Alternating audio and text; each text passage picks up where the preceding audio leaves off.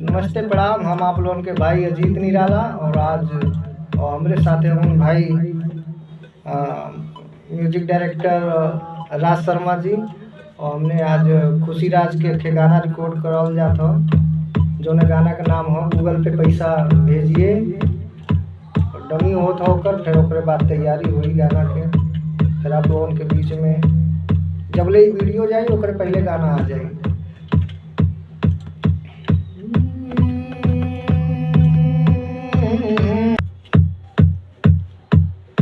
सुनाए जनुआ हमार मजनुआ, सुनाए जनुआ हमार मजनुआ, देर नहीं कीजिए।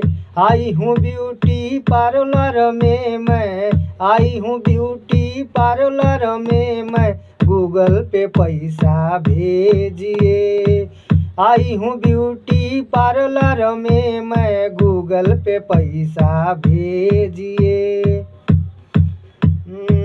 फेसियल करवनी और करवनी मसाज हो, खुश हो जइबा सुनाए जनुआ, मिले आई बयाज हो। दिन में अच्छा रिपीट करिए थोड़ा सा। फेसियल करवनी और करवनी मसाज हो, खुश हो जइबा सुनाए जनुआ, मिले आई बयाज हो। दिन में इंतजार करिए, दिन में इंतजार करिए, रात में मजा लीजिए।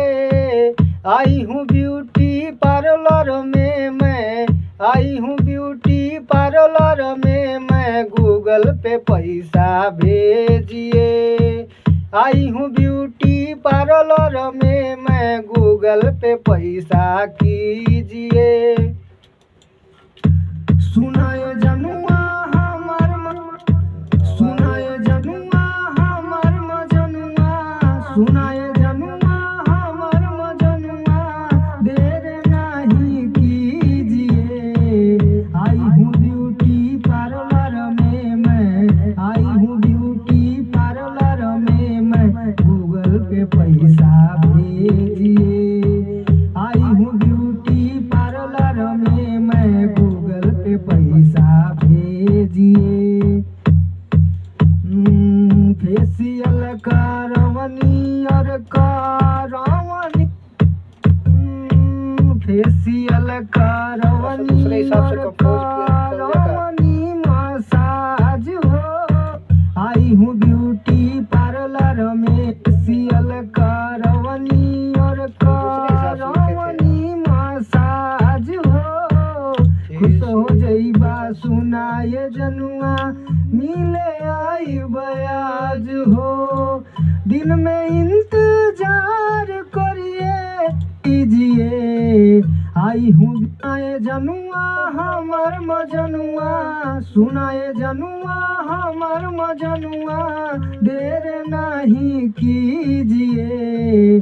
आई हूँ ब्यूटी और कौन इंतजार करिए। गाना सोना म्यूजिक धुन पे मिली भाई लोग, चैनल को सब्सक्राइब करा और बढ़िया से पूरा गाना सुना जाए भाई। वीडियो रिलीज हो गल बा, एक ही गाना रिलीज हो गल बा सोना म्यूजिक धुन पे। ठीक बा भैया, नमस्ते सर, सबके सब भोजपुरिया समाज के।